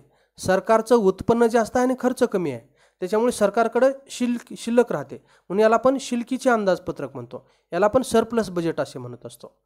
आणि असे बजेट कधी उपयोगाचे आहे तर आर्थिक तेजीच्या कालखंडात शिल्लकीचे अंदाजपत्रक उपयुक्त ठरू शकते. म्हणजे देशामध्ये मोठ्या प्रमाणात भाववाढ झालेली असेल, मोठ्या प्रमाणात वेगवेगळ्या वस्तूच्या किमती वाढत असतील, म्हणजे लोकांच्या हातात मोठ्या प्रमाणात पैसा आहे आणि मोठ्या प्रमाणात लोकांची मागणी वाढलेली असल्यामुळं सतत वस्तूच्या किमती वाढत आहेत, तर स्थिर उत्पन्न असणाऱ्या लोकांना अत्यंत हालाकीत जीवन जगावं लागतं अशा परिस्थितीमध्ये, कारण भाववाढीच्या प्रमाणात त्यांच्या वेतनात किंवा उत्पन्नात वाढ झालेली नसते. म्हणून अशा वेळेस हे अंदाजपत्रक उपयोगी ठरते, कारण अर्थव्यवस्थेतून पैसा काढून घेतला जातो आणि सरकारकडून खर्च कमी केला जातो. करामार्फत पैसा काढून घेतला जातो आणि सरकार पैसा कमी खर्च करत असते. त्याच्यामुळे खर्च कमी झाला की मागणी कमी होते, मागणी कमी झाल्या की किमती कमी होतात आणि भाववाढीवर नियंत्रण ठेवता येते. म्हणून आर्थिक तेजीच्या कालखंडात शिल्लकीचे अंदाजपत्रक उपयुक्त ठरू शकते. आर्थिक तेजीच्या काळात रोजगार पातळी जरी जास्त असली तरी त्याचबरोबर किंमत वाढीची प्रवृत्ती अधिक असते. विशेषतः कमी अधिक प्रमाणात स्थिर उत्पन्न असणाऱ्या लोकांच्या हितासाठी याचे नियंत्रण करण्याची आवश्यकता असते. म्हणून मी आताच तुम्हाला सांगितलं की ज्यांचं उत्पन्न स्थिर आहे अशा लोकांना तेजीच्या काळात हालाकीत जीवन जगावं लागतं, कारण त्याच्या उत्पन्नात काही बदल झालेला नाही. आता पूर्वीच्याच उत्पन्नामध्ये वेगवेगळ्या वस्तू खरेदी करण्यासाठी त्याला आता जास्त पैशाची गरज लागते, मात्र त्याचे उत्पन्न वाढलेलं नसतं, कारण भाववाढीमुळे वस्तूच्या किमती वाढतात आणि वस्तूच्या किमती वाढल्या की राहणीमानाचा खर्च वाढतो, मात्र उत्पन्न पूर्वीइतकंच आहे. त्याच्यामुळे नेहमीच स्थिर उत्पन्न असणाऱ्या लोकांना भाववाढीच्या काळात हालाकीत जीवन जगावं लागतं. म्हणून अशा लोकांचा सांभाळ करण्यासाठी आणि यांची काळजी घेण्यासाठी, हितासाठी म्हणून अशा प्रकारचं सरप्लस बजेट जे आहे भाववाढीच्या काळामध्ये उपयोगी ठरत असतं. त्याच्यानंतर अर्थव्यवस्थेतील प्रभावी मागणीची पातळी घटून किंमत वाढीवर नियंत्रण ठेवता येते. म्हणजे अर्थव्यवस्थेत इफेक्टिव्ह डिमांड जी आहे, देशातील एकंदरीत वेगवेगळ्या वस्तूला असलेली मागणीची पातळी घटवून ती कशी घटवली जाते? बँकामार्फत व्याजाचे दर आहेत ते वाढवले जातात, सरकार मोठ्या प्रमाणात कर वसूल करत असते, किंमत वाढीवर नियंत्रण ठेवत असते. यासाठी करात वाढ करून शासकीय उत्पन्नात वाढ घडवून लोकांची खरेदी शक्ती कमी करता येते. म्हणजे सरकार टॅक्सचं प्रमाण वाढवते आणि लोकांच्या हातातून पैसा काढून घेते आणि आलेला शासनाकडला पैसा जो आहे तो शासन खर्च करत नाही आणि मग अर्थव्यवस्थेत पैसा कमी जातो आणि एकंदरीत मागणी कमी होते. कारण डिस्पोजल इन्कम जे आहे किंवा खर्चयोग्य उत्पन्न जे आहे ते लोकांचं कमी होतं, कारण करामार्फत शासनाच्या तिजोरीमध्ये मोठ्या प्रमाणात पैसा जातो आणि करदात्याच्या खिशातून बराच पैसा करामार्फत गेला की उपभोक्त्याला बाजारपेठेत खर्च करण्यासाठी रक्कम कमी शिल्लक राहते आणि मग वेगवेगळ्या वस्तूला मागणी कमी होते आणि एकंदरीत देशातील मागणीची पातळी घटून किंमत वाढीवर नियंत्रण ठेवता येते. यासाठी करात वाढ करून शासकीय उत्पन्नात वाढ घडवून लोकांची खरेदी शक्ती कमी करता येते. अंतिमतः परिणामकारक मागणी म्हणजे इफेक्टिव्ह डिमांड कमी होऊन किंमत पातळी म्हणजे प्राइस लेवल खालच्या दिशेने बदलू लागेल आणि भाववाढीची परिस्थिती नियंत्रणात येईल. मात्र तेजी व्यतिरिक्त इतर परिस्थितीत शिल्लकीचे अंदाजपत्रक वापरले जाऊ नये, कारण त्यामुळे अर्थव्यवस्थेत बेरोजगारी आणि कमी पातळीतील उत्पादन स्थिती निर्माण होऊ शकते. म्हणून भाववाढीची परिस्थिती नसेल तर अशा वेळेस मात्र अशा प्रकारचे शिल्लकी अंदाजपत्रक उपयोगाचे नाही, कारण तेजीची स्थिती नसताना जर शिल्लकीचे अंदाजपत्रक वापरले तर अर्थव्यवस्थेमध्ये मोठ्या प्रमाणात पैसा कमी जातो आणि त्याच्यामुळे मागणी वेगवेगळ्या वस्तूला कमी होते. मागणी कमी झाली की उत्पादक उत्पादन कमी करतो आणि उत्पादन कमी झाले की कामगार काढून टाकतो आणि बेकारी वाढत राहते आणि कमी उत्पादन होत असते. म्हणून अशा परिस्थितीचा वाईट परिणाम होऊ नये म्हणून केवळ तेजीच्या काळातच शिल्लकी अंदाजपत्रक किंवा सरप्लस बजेट उपयोगाचं आहे. नंबर 3, तुटीचे अंदाजपत्रक. जेव्हा सरकारची अपेक्षित प्राप्ती अंदाजित सरकारी खर्चापेक्षा कमी असते तेव्हा त्याला तुटीचे अंदाजपत्रक असे म्हणतात. अपेक्षित सरकारी प्राप्ती इज लेस दॅन अंदाजित सरकारी खर्च, म्हणून या ठिकाणी तुटीचे अंदाजपत्रक जे आहे ते तुटीच्या अंदाजपत्रकामध्ये सरकारची प्राप्ती कमी असते आणि सरकारचा अंदाजित खर्च जास्त असतो आणि म्हणून खर्चापेक्षा जर उत्पन्न कमी असेल तर खर्च भागवण्यासाठी आपल्याला वेगवेगळ्या माध्यमातून चलन छापून सुद्धा किंवा कर्ज घेऊन ती तूट भरून काढावी लागते. मंदीच्या काळात तुटीचे अंदाजपत्रक उपयुक्त ठरू शकते. आर्थिक मंदीच्या काळात सर्व आर्थिक व्यवहार कमी पातळीत होत असतात, त्यामुळे बेरोजगारी निर्माण होते. याचे नियंत्रण करण्यासाठी कर्ज व तुटीच्या अर्थभरण्याद्वारे शासकीय खर्चात वाढ केली जाते. त्यामुळे वस्तू व सेवांची प्रभावी मागणी आणि रोजगार वाढ होईल आणि त्यातून पुढील गुंतवणुकीला प्रोत्साहन मिळेल.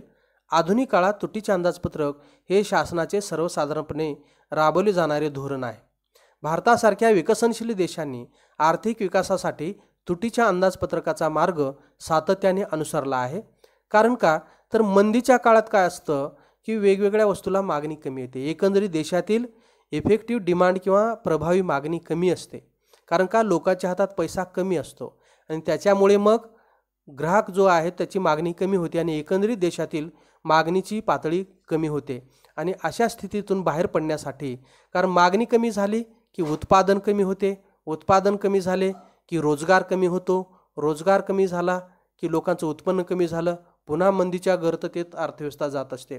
म्हणून अर्थव्यवस्थेला गती देण्यासाठी म्हणून डिफ्लेशन किंवा रिसेशनच्या काळामध्ये अशा काळात तुटीच्या अंदाजपत्रकाचा वापर करून सरकार वेगवेगळ्या तुटीच्या अर्थ भरण्याद्वारे म्हणजे चलन निर्मिती करून किंवा वेगवेगळ्या देशाकडून आणि देशांतर्गत कर्ज काढून मोठ्या प्रमाणात सरकार खर्च करत असते. आणि शासनाचा खर्च म्हणजे हे अर्थव्यवस्थेमधील वेगवेगळ्या घटकाचं उत्पन्न बनते आणि मग वेगवेगळ्या यंत्रे, हत्यारे, अवजारे, प्राथमिक क्षेत्र, द्वितीय क्षेत्र आणि तृतीय क्षेत्र या सर्व घटकाला गती प्राप्त होते आणि उत्पादन प्रक्रिया पूर्ववत चालू राहते आणि मोठ्या प्रमाणात लोकांच्या हातात पैसा येतो, रोजगार वाढतो. कारण सरकार वेगवेगळ्या क्षेत्रावर खर्च करू लागले की रोजगारात वाढ होते, प्रभावी मागणी वाढते आणि गुंतवणूक देखील मोठ्या प्रमाणात वाढून अर्थव्यवस्थेला गती प्राप्त होत असते.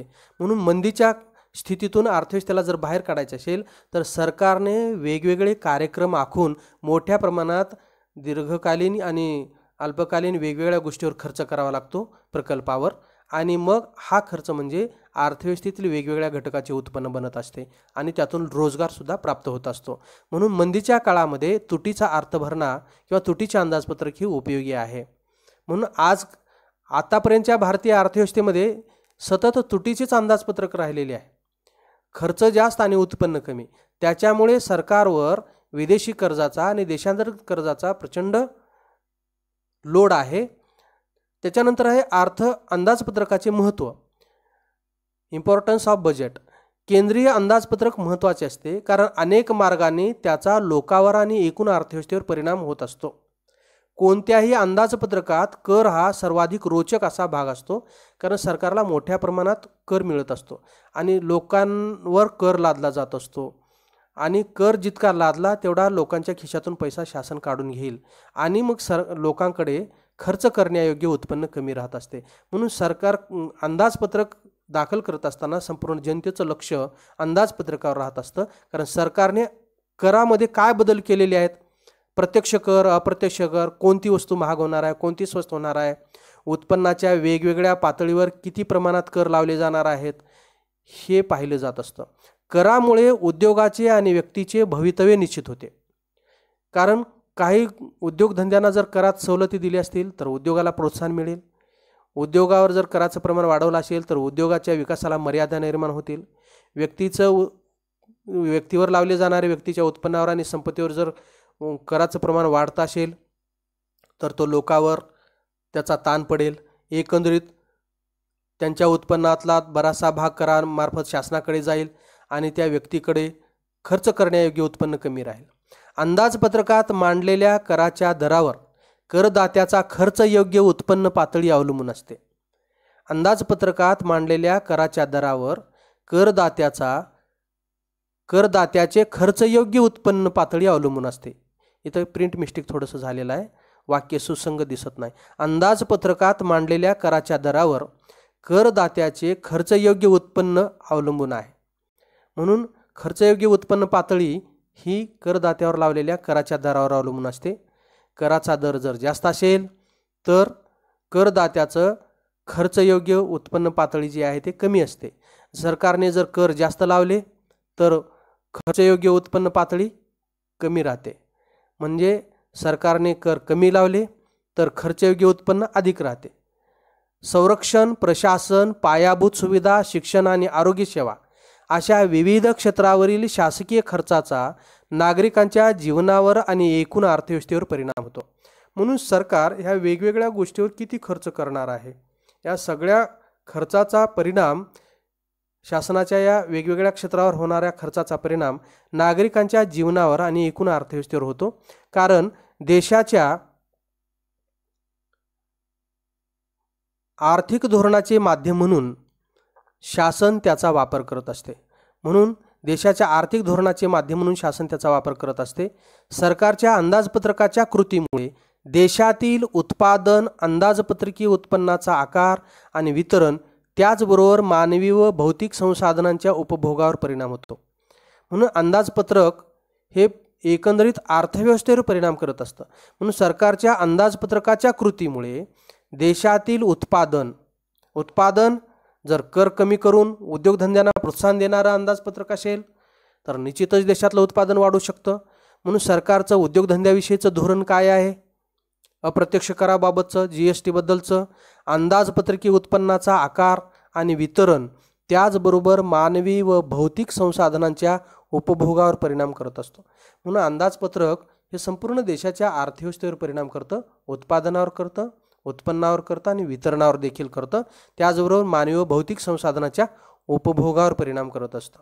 अंदाजपत्रकाच्या माध्यमातून शासनाने घेतलेल्या निर्णयांचा परिणाम उत्पादन, एकूण उत्पन्न आणि उत्पन्नाचे वितरण, मानवी आणि भौतिक संसाधन सामग्रीचा वापर यावर घडून येतो. म्हणून अर्थव्यवस्थेमध्ये अंदाजपत्रकात कोणत्या गोष्टीच्या उत्पादनावर अधिक भर दिलेला आहे, त्या उत्पादनाशी संबंधित नैसर्गिक साधनसंपत्ती, भौतिक साधनसंपत्तीचा वापर त्या विशिष्ट क्षेत्रासाठी अधिक केला जात असतो आणि त्या वस्तूचं उत्पादन अधिक केलं जात असतं.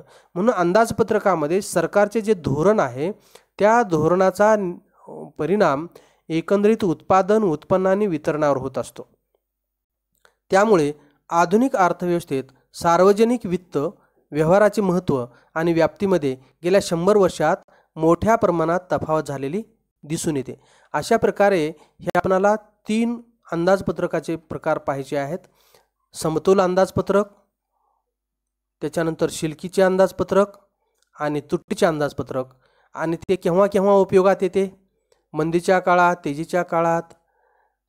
आणि अंदाजपत्रकाचे महत्त्व म्हणजे संपूर्ण देशाच्या अर्थव्यवस्थेवर ते परिणाम करत असते. याच्या संदर्भात आपल्याला प्रश्न लिहायचा आहे. त्याच्यानंतर दुसरा प्रश्न आहे, कराच्या तत्वाचे स्पष्टीकरण द्या. आपल्याला कराचे तत्व 4 प्रकार सांगितलेले आहेत. कर लावावा, परंतु ते कर कसे असावेत त्याच्या संदर्भात आपल्याला थोडक्यात माहिती दिलेली आहे. कर हे सुलभ असावेत. बघा, कराची तत्वे. आधुनिक अर्थशास्त्राचे जनक ॲडम स्मिथ यांनी कराची खालील 4 तत्वे सांगितलेली आहेत. कोणकोणती? समता किंवा समानतेचे तत्व, दुसरे निश्चिततेचे तत्व, तिसरे सोयीस्करतेचे तत्व, नंबर 4 काटकसरीचे तत्व. त्याच्यामध्ये समता किंवा समानतेचे तत्वामध्ये प्रत्येक व्यक्तीने आपल्या देयक्षमतेनुसार शासनाला कर द्यावा. म्हणजे आपली किती कॅपॅसिटी आहे, आपलं उत्पन्न किती आहे त्याच्यावरनुसार ते ठरवलं जातं. प्रत्येक व्यक्तीने आपल्या देयक्षमतेनुसार शासनाला कर द्यावा असे स्मिथ यांनी सुचविले आहे. याचा अर्थ गरिबांच्या तुलनेत श्रीमंतांनी अधिक कर द्यावा. म्हणजे कमी उत्पन्न असणाऱ्यावर कमी कर असले पाहिजेत आणि जास्त उत्पन्न आहेत जे श्रीमंत लोक आहेत त्यांनी अधिक कर द्यावा. त्यालाच आपण समता किंवा समानतेचे तत्व असं म्हटलेलं आहे. नंबर 2 निश्चिततेचे तत्व. स्मिथ यांच्या मते करदात्याला आपल्याला किती कर, कोणत्या वेळी, कोणत्या स्वरूपात शासनाला द्यावायचा आहे याचे पूर्वज्ञान असले पाहिजे. कारण असे की निश्चित करामुळे करदात्याला कराचा भार वाटत नाही. हे तत्व भारतीय कर व्यवस्थेत प्रतिबिंबित झालेले आढळते. आपण क्वार्टरली आजकाल टॅक्स भरत असतो, त्रैमासिक टॅक्स भरत असतो किंवा मंथली टॅक्स भरत असतो. एकंदरीत आपल्याला गेल्या वर्षी किती टॅक्स लागला होता आणि आता किती लागेल याचा सरासरी अंदाज मिळत असतो आपल्याला. म्हणून निश्चिततेच्या तत्वामध्ये आपल्याला किती कर द्यावा लागणार आहे, केव्हा द्यावा लागणार आहे, कोणत्या स्वरूपात द्यावा लागणार आहे हे एकदा पूर्वज्ञान झालं की त्याच्या दृष्टीनं तो नियोजन करतो आणि त्या लावलेल्या कराचं त्याला ओझं वाटत नाही. नंबर 3 सोयीस्करतेचे तत्व. या तत्वानुसार प्रत्येक करदात्याला जास्तीत जास्त सोयीस्कर वेळी व सोयीस्कर पद्धतीने कर लागू केला जावा. म्हणजे कर सोयीस्करतेचे तत्व हे सुलभता त्यामध्ये असली पाहिजे आणि कर भरणाऱ्याला सोयीनुसार तो भरता आला पाहिजे. त्याच्यानंतर नंबर 4 काटकसरीचे तत्व. या तत्वानुसार कर वसुलीचा खर्च किमान असला पाहिजे. कर वसुलीपैकी अधिक भाग कर वसुलीसाठीच खर्च होत असेल तर तो कर आदर्श मानला जात नाही. उदाहरणार्थ उत्पन्न कर आहे किंवा संपत्ती कर आहे.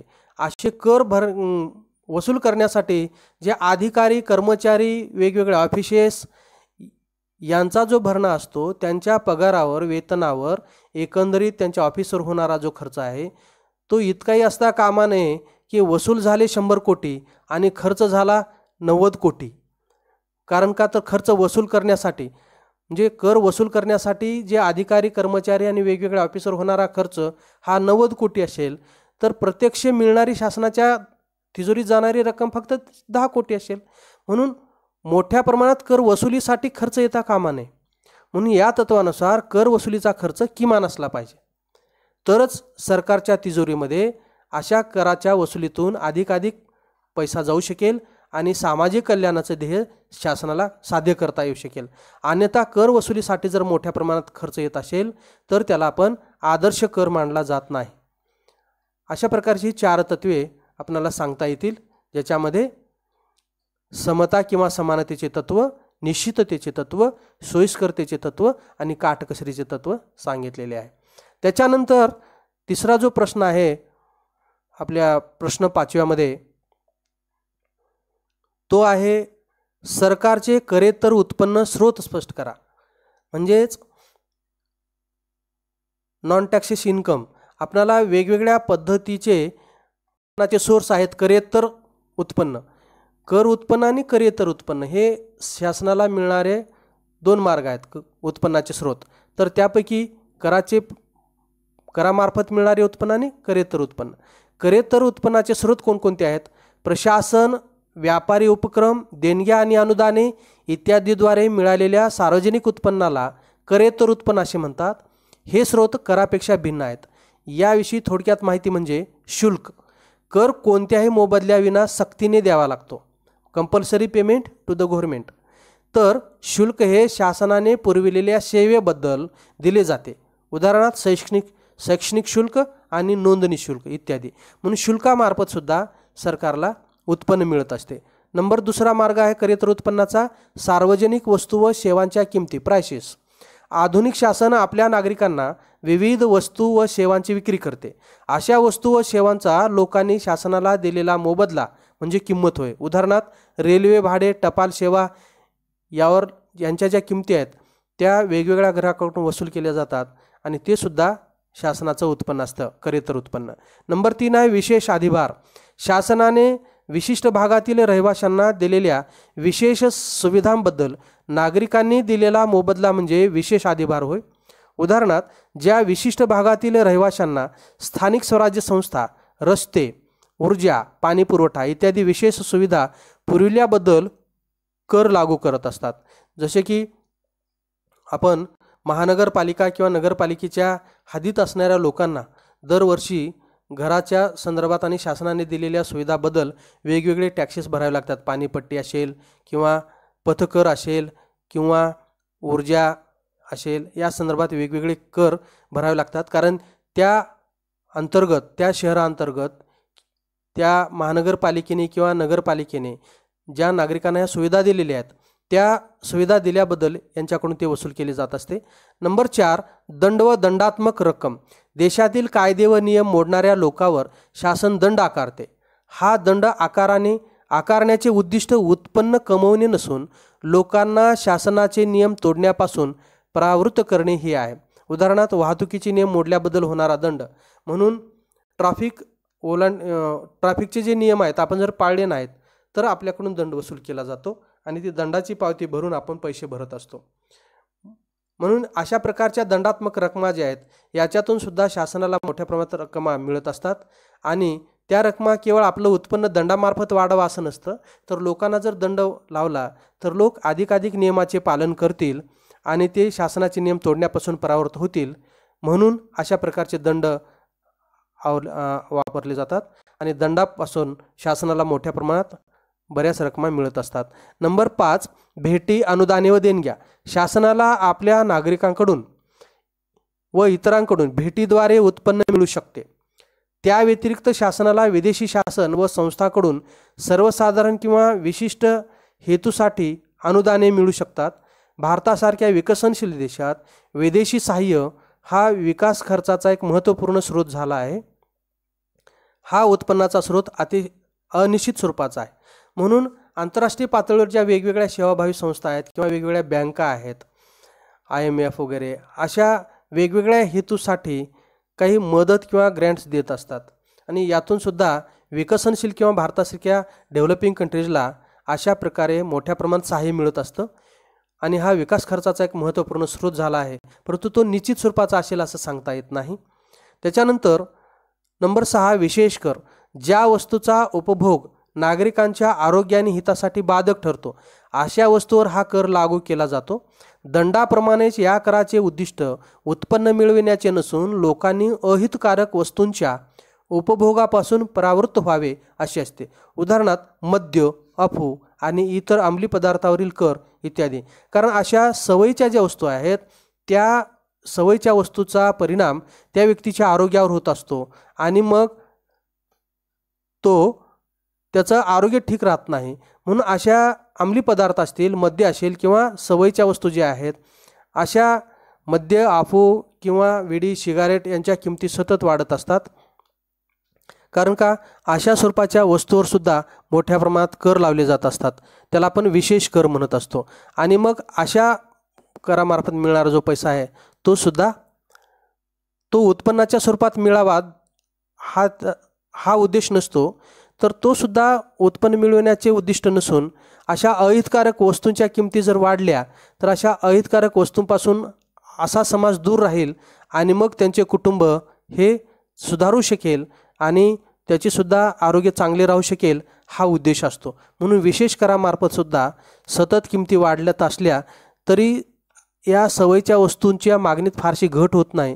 म्हणून शासनाच्या तिजोरीत प्रचंड प्रमाणात पैसा हा विशेष कराने मिळत असतो. नंबर 7, कर्ज. शासनाला लोकांकडून ठेवी, कर्जरोखे इत्यादी माध्यमातून कर्ज घेता येते. कर्जरोखे विशिष्ट व्याजदराने ठरल्याप्रमाणे विशिष्ट काळासाठी हे कर्जरोखे घेतले जातात. उदाहरणार्थ एखाद्या व्यक्तीने शासनाचा 1 लाख रुपयाचा कर्जरोखा घेतला तर 1 लाख रुपये त्या व्यक्तीचे शासनाकडे जातील आणि सरकारचा जो काही कर्जरोखा आहे तो तुमच्याकडे येईल आणि ठरल्याप्रमाणे व्याजदर दिला जाईल आणि विशिष्ट मुदत संपल्यानंतर तो कर्जरोखा तुम्ही शासनाकडे देऊन ठरल्याप्रमाणे व्याज आणि मुद्दल तुम्ही वापस घेऊ शकता. अशा प्रकारे सरकार लोकांकडून ठेवी जशा की GPFच्या ठेवी आहेत किंवा बचत पत्रे आहेत, किसान विकास पत्र असेल किंवा राष्ट्रीय विकास पत्रे असतील, अशा वेगवेगळ्या बचत पत्र किंवा ज्याला आपण GPF म्हणतो, अशा रकमा ज्या आहेत त्या रकमासुद्धा सरकार वापरत असते आणि तो सुद्धा त्यांचं उत्पन्न आहे, परंतु ते लायबिलिटीज आहे, ते द्यावंच लागणार आहे तुम्हाला नंतर परत. इत्यादी माध्यमातून कर्ज घेता येते. याशिवाय विदेशी शासन आणि आंतरराष्ट्रीय नाणेनिधी, जागतिक बँक इत्यादी संस्थांकडून कर्ज मिळू शकते. आधुनिक काळात कर्ज हा शासनाचा अधिकाधिक उत्पन्नाचा स्रोत बनला आहे. म्हणजे आता सरळ सोपा मार्ग झालेला आहे की सरकारचा खर्च जर वाढला तर काढा कर्ज. कुठून काढा? देशांतर्गत लोकांकडून काढा किंवा आंतरराष्ट्रीय बँकाकडून काढा, जसे की IMF इंटरनॅशनल मॉनिटरी फंड आहे किंवा वर्ल्ड बँक आहे किंवा आता अलीकडे मोठ्या प्रमाणात वेगवेगळ्या 5 देशांची ब्रिक्स जी आहे त्यांची सुद्धा एक बँक तयार झालेली आहे. ते त्यांच्या अंतर्गत सुद्धा एकमेकाला मदत करू शकतात, ज्याच्यामध्ये रशिया आहे, भारत आहे, ब्राझील आहे, असे वेगवेगळे देश आहेत. त्याच्यामध्ये ब्रिक्स या नावाने ही संघटना निर्माण झालेली आहे. म्हणून अशा वेगवेगळ्या मार्गाने शासनाला करेतर माध्यमातून सरकारला मोठ्या प्रमाणात उत्पन्न मिळत असते. म्हणून शुल्क, सार्वजनिक वित्त व सार्वजनिक वस्तू व सेवांच्या किमती, विशेष अधिभार, त्याच्यानंतर दंड व दंडात्मक रकमा, भेटी, अनुदाने व देणग्या, विशेष कर, कर्ज असे वेगवेगळ्या माध्यमातून सरकारला करेतर उत्पन्न मिळू शकते. त्याच्यानंतरचा प्रश्न आहे प्रश्न 6. खालील प्रश्नाचे सविस्तर उत्तर लिहा. सार्वजनिक खर्चात वाढ होण्याची कारणे स्पष्ट करा. म्हणजे आज आपण पाहतो की पहिल्या पंचवार्षिक योजनेपासून ते आतापर्यंत सतत पब्लिक सेक्टर जो आहे, सरकारचा सार्वजनिक खर्च जो आहे एक्सपेंडिचर, तो सतत वाढता आहे आणि डेफिसिट बजेट नेहमी मांडलं जात असतं.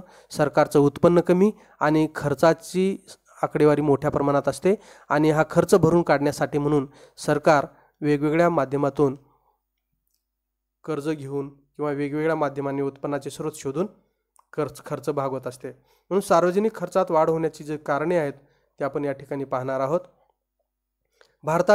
भारतासारख्या विकसनशील देशाच्या, म्हणजे भारत कसा आहे, डेव्हलपिंग कंट्रीज आहे.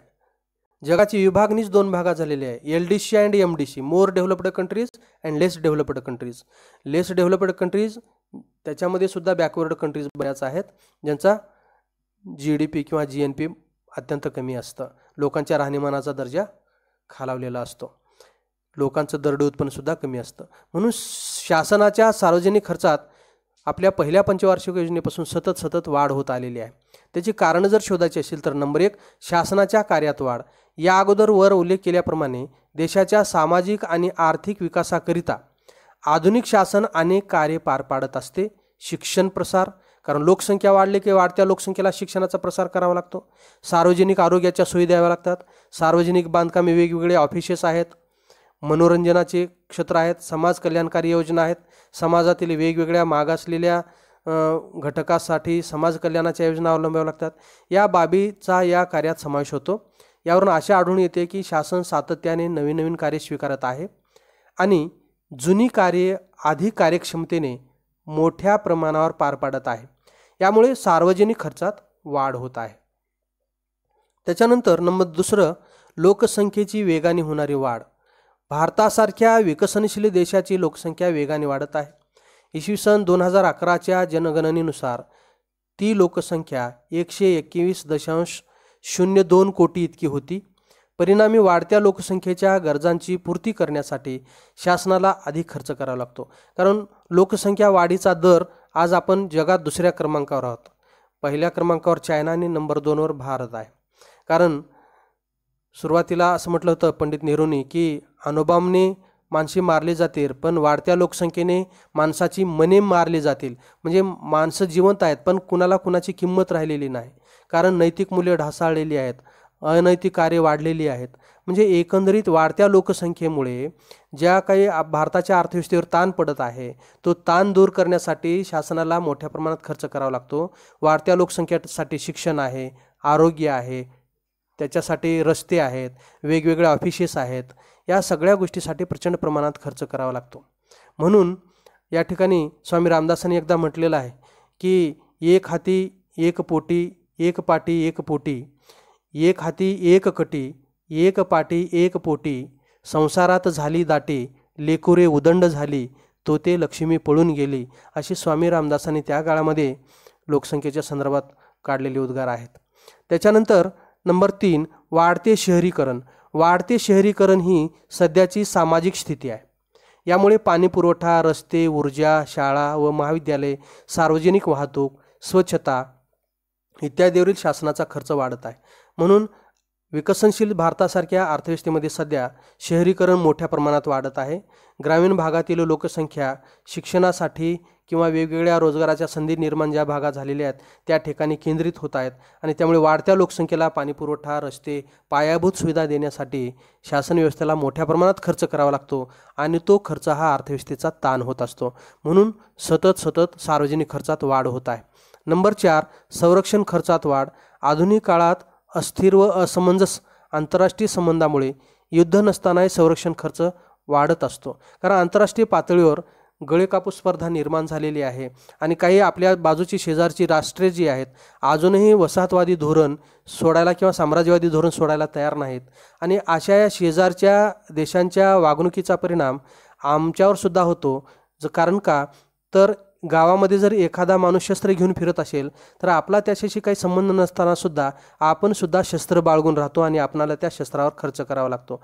म्हणून संपूर्ण जगसुद्धा आता अस्थिर आहे. त्याच्यामुळे जगात अण्वस्त्र मोठ्या प्रमाणात वाढलेली आहेत. म्हणून जगातील इतर राष्ट्रांचा विचार करता नाविलाजाने आपणाला सुद्धा अण्वस्त्रावर आणि मोठ्या प्रमाणात संरक्षण खर्चावर खर्च करावा लागतो.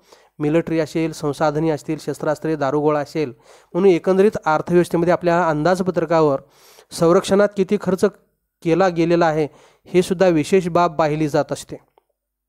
आज जगातली बरीच राष्ट्र मोठ्या प्रमाणात आपल्या अंदाजपत्रकामध्ये संरक्षणावर मोठ्या प्रमाणात खर्च करत असतात आणि हे पाहूनच आपणाला सुद्धा एकंदरीत जागतिक पातळी किंवा एकंदरीत जागतिक स्थिती पाहून आपणाला सुद्धा मोठ्या प्रमाणात संरक्षणावर खर्च करावा लागत आहे. तो सुद्धा एकंदरीत अर्थव्यवस्थेवर ताण आहे. त्याच्यानंतर नंबर 5, लोकशाही शासन पद्धतीचा प्रसार. जगातील बहुसंख्य देशामध्ये लोकशाही शासन पद्धती आहे. नियमित निवडणुका व इतर बाबीमुळे लोकशाही शासन पद्धती खर्चिक ठरते. त्यामुळे शासनाच्या एकूण खर्चात सतत वाढ होत आहे. म्हणून लोकशाहीमध्ये सतत सेंट्रल गव्हर्नमेंट असेल किंवा स्टेट गव्हर्नमेंट असेल किंवा स्थानिक स्वराज्य संस्था असतील, ग्रामपंचायत, पंचायत समिती, नगरपालिका, महानगरपालिका, जिल्हा परिषद या वेगवेगळ्या किंवा राज्यसभा, लोकसभा, विधानसभा, विधान परिषद या नेहमी लोकशाहीच्या या पद्धतीमध्ये निवडणुका सतत होत असतात आणि या निवडणुकामध्ये वेगवेगळ्या मतदानाच्या पेट्या असतील, यंत्रे असतील किंवा वेगवेगळी कागदपत्रे असतील, वाहनाची व्यवस्था, प्रत्येक बूथवर ही सगळी यंत्रणा नेऊन सोपवणे, त्या ठिकाणी तिथून यंत्रणा घेऊन येणे, निकाल लावणे या सगळ्या बाबीसाठी प्रचंड प्रमाणात खर्च होत असतो आणि शासनाच्या या लोकशाही शासन पद्धतीमुळे प्रचंड प्रमाणात सतत निवडणुकामुळे होणारा खर्च हा सार्वजनिक खर्चात वाढ करणारा आहे. नंबर 6, भाववाढ. एखाद्या खाजगी व्यक्तीप्रमाणेच आर्थिक व सामाजिक विकासासाठी शासनाला बाजारातून वस्तू व सेवांची खरेदी करावी लागते. सर्वसाधारणपणे किंमत वाढीची प्रवृत्ती दिसून येते. त्यामुळे शासनाला वाढीव खर्च करावा लागतो. म्हणून बऱ्याच वेळेस आर्थिक व सामाजिक विकासासाठी शासनाकडून जे काही दुर्लक्षित घटक आहेत समाजातले त्यांच्यासाठी वेगवेगळ्या योजना राबवाव्या लागत असतात आणि त्या योजना राबवत असताना त्यांच्यासाठी ज्या काही सेवा द्यायच्या आहेत, ज्या काही वस्तू त्यांच्यासाठी द्यायच्या आहेत त्या शासन खरेदी करतं आणि त्या शासन खरेदी करत असताना बाजारपेठेत वेगवेगळ्या वस्तूची किंमत वाढलेली दिसून येते आणि त्यामुळे शासनाला पूर्वीपेक्षा अधिक खर्च करावा लागतो आणि अशा या सामाजिक विकासासाठी शासनाला अशा वेगवेगळ्या आर्थिक वस्तू आणि सेवा समाजाला देण्यासाठी मोठ्या प्रमाणात खर्च करावा लागतो आणि त्याच्यामुळे जर बाजारात भाववाढ झाली असेल तर पूर्वीपेक्षा शासनाला अधिक खर्च करावा लागेल आणि मग सार्वजनिक खर्चात ती वाढ होत असते. जसे की शेतकऱ्यांना शासन वेगवेगळी शेतीची अवजारे उपलब्ध करून देते, शासन खरेदी करते हे आणि बाजारपेठेत जर त्यांच्या किमती वाढलेल्या असतील तर सरकारचा पुन्हा त्या वस्तू खरेदी करण्याचा खर्च वाढतो आणि एकंदरीत सरकारचा सार्वजनिक खर्च वाढतो. म्हणजे सरकार समाजातल्या वेगवेगळ्या घटकाला वेगवेगळ्या वस्तू, वेगवेगळ्या सेवा उपलब्ध करून देत असते आणि त्या वेगवेगळ्या सेवा आणि वस्तू खरेदी करून त्यांना देत असताना सतत वस्तूच्या किमती वाढलेल्या असतात. म्हणून शासनाला पूर्वीपेक्षा अधिक खर्च त्याच्यावर करावा लागतो आणि एकंदरीत सार्वजनिक खर्चात वाढ होत असते. त्याच्यानंतर नंबर 7 आहे औद्योगिक विकास. औद्योगिक विकासामुळे अर्थव्यवस्थेत उत्पादन वाढ, रोजगार वाढ व एकूण वृद्धी घडून येते. म्हणून औद्योगिक विकासासाठी शासन मोठ्या प्रमाणात प्रयत्न करते, त्यात विविध योजना आणि कार्यक्रमावर खर्च करते, परिणामी एकूण खर्चात वाढ होते. औद्योगिक विकास करायचा असेल तर उद्योगधंद्यांना पोषक असं वातावरण निर्माण करून देण्याचं काम शासनाचं असतं. जसे की पायाभूत सुविधा असतील, पाणी पुरवठा सोयी असतील, रस्ते असतील, विद्युत निर्मिती किंवा विद्युत पुरवठा असेल किंवा वेगवेगळ्या प्रकारचे कमी व्याजदराने कर्ज पुरवठा असेल, त्यांना मार्गदर्शन करणे असेल, बाजारपेठ उपलब्ध करून देणं असेल किंवा वेगवेगळ्या वस्तूच्या किमतीमध्ये सवलती देणे असेल किंवा ग्रँट्स देणे असेल, अशा वेगवेगळ्या औद्योगिक विकासाला गती देण्यासाठी सुद्धा शासनाला प्रचंड प्रमाणात खर्च करावा लागतो आणि हा सुद्धा सार्वजनिक खर्चात वाढ करणारा खर्च आहे. त्याच्यानंतर आहे आपत्ती व्यवस्थापन. अलीकडील काळात भूकंप, पूर, वादळे, सामाजिक अशांतता अशा नैसर्गिक व मानवनिर्मित आपत्ती वारंवार घडून येताना दिसत आहेत. त्यामुळे शासनाला आपत्ती व्यवस्थापनावर मोठ्या प्रमाणात खर्च करावा लागतो, परिणामी एकूण खर्चात वाढ होते. आधुनिक शासन कल्याणासाठी राज्यासाठी कार्य करते, त्यामुळे सार्वजनिक खर्चात वाढ होणे अपरिहार्य आहे. म्हणून आता आपण बघतो की पर्यावरणाचं असंतुलन निर्माण झालेलं आहे आणि ग्लोबल वॉर्मिंग आहे, तापमानात वाढ झालेली आहे. त्याच्यामुळे वेळी अवेळी या निसर्गाच्या चक्रामध्ये अनियमितता आल्यामुळे कधीही पाऊस पडतो, कितीही पाऊस पडतो, कधी पडतच नाही, तापमानात प्रचंड प्रमाणात वाढ होते, भूकंप होतात, पूर येतात, एकंदरीत सामाजिक अशांतता आहे आणि अशा अस्थिर स्थितीमध्ये शासनाला अशा या आकस्मिक निधी म्हणून मोठ्या प्रमाणात खर्च करावा लागतो आपत्ती व्यवस्थापनावर आणि त्याच्यामुळे एकंदरीत शासन स्वतःला कल्याणकारी समजत असल्यामुळे, वेलफेअर स्टेट समजत असल्यामुळे शासनालाही खर्च करणे भाग आहे. त्यामुळे सार्वजनिक खर्चात सतत वाढ होत असलेली आपल्याला दिसून येते.